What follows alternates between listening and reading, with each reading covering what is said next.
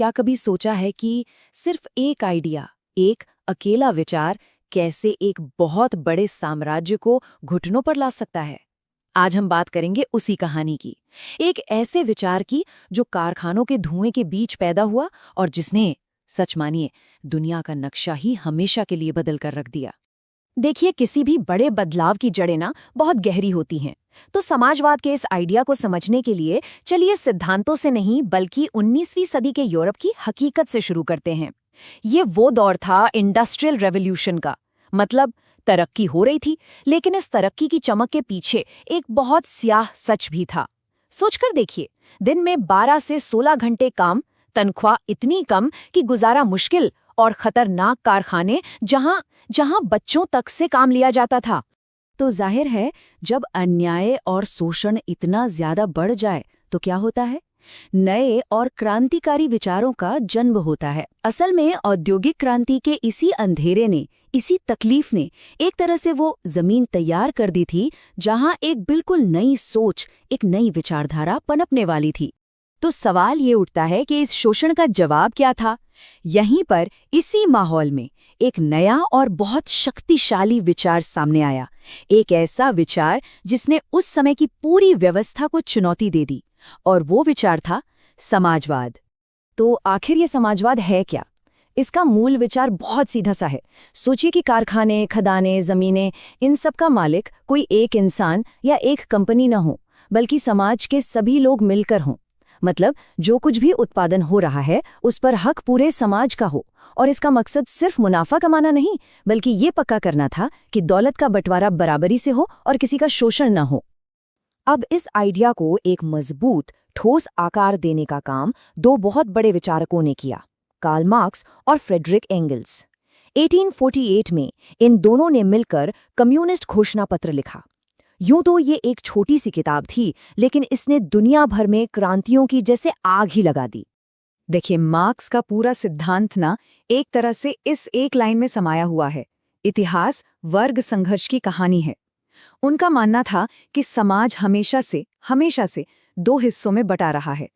एक वो तबका है जिसके पास सब कुछ है, मालिक, पूंजीपति, और दूसरा वो जिसके पास मेहनत के सिवा कुछ नहीं, मतलब मजदूर।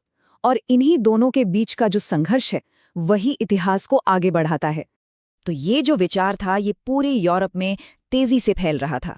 लेकिन एक देश ऐसा था जो समझिए कि बारूद के ढेर पर बैठा था, जहां ये विचार एक चिंगारी का काम करने वाला था, और वो देश था जार का रूस।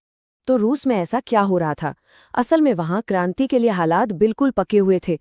एक तरफ था जार निकोलस द्वितीय का तानाशाही शासन, जिसे आम लोगों की कोई फिक्री नहीं थी। दूसरी तरफ किसान और मजदूर भयानक गरीबी में जी रहे थे, और इन सब के ऊपर पहले विश्व युद्ध ने देश की कमर तोड़कर रख दी थी। मतलब एक तरह का तूफान आने को बिल्कुल तैयार था। और फिर वो साल आया, 1917। ये वो साल था जब सालों का दबा हुआ गुस्सा, गरीबी और समाजवाद का वो विचार, ये सब एक साथ मिलकर एक ऐसे जबरदस्त तूफान में बदल गए जिसने रूस को हमेशा हमेशा के लिए बदल दिया। ये जो 1917 की क्रांति थी ना, ये असल में दो हिस्सों में हुई। पहला फरवरी में, जब भूखे प्यासे और जंग से थके हुए लोगों ने सड़कों पर उतरकर विद्रोह कर दिया और जार को अपनी गद्दी छोड़नी पड़ी। लेकिन असली और निर्णायक मोड़ आया अक्टूबर में, जब व्लादिमीर लेनिन के नेतृत्व में बोल्शेविक पार्टी ने सत्ता पर ही कब्जा कर लिया, और बस यहीं से इतिहास की दिशा पूरी तरह बदल गई। और इसी के साथ इतिहास में एक नया चैप्टर शुरू हुआ। 1917 के खत्म होते होते दुनिया ने अपनी पहली समाजवादी सरकार देखी।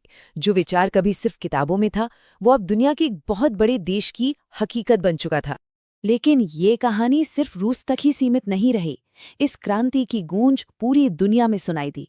इसने कहीं उम्मीद जगाई तो कहीं डर पैदा किया, और एक नई तरह की दुनिया की नींव रखी। क्रांति के कुछ ही साल बाद 1922 में इस नए राज्य को एक आधिकारिक नाम मिला, सोवियत संघ, जिसे हम यूएसएसआर के नाम से भी जानते हैं। ये दुनिया की पहली कम्युनिस्ट महाशक्ति बनने की राह पर निकल चुका था। तो इसका असर पूरी दुनिया पर क्या हुआ? पहला, रूस दुनिया का पहला समाजवादी देश बन गया। दूसरा, इसके कारण समाजवादी विचारधारा का प्रभाव दुनिया भर में फैल गया। और तीसरा, इसने दूसरे देशों में भी ऐसे ही क्रांतिकारी आंदोलनों को प्रेरित किया। अगले कई दशकों तक दुनिया की राजनीति इसी एक धुरी के चारों तरफ घूमती रही। तो ये थी कहानी एक विचार के सफर की। एक ऐसा विचार जो यूरोप के कारखानों में शोषण के खिलाफ शुरू हुआ, रूस में क्रांति बन गया और आखिर में उसने पूरी दुनिया की राजनीति को एक नया आकार दे दिया।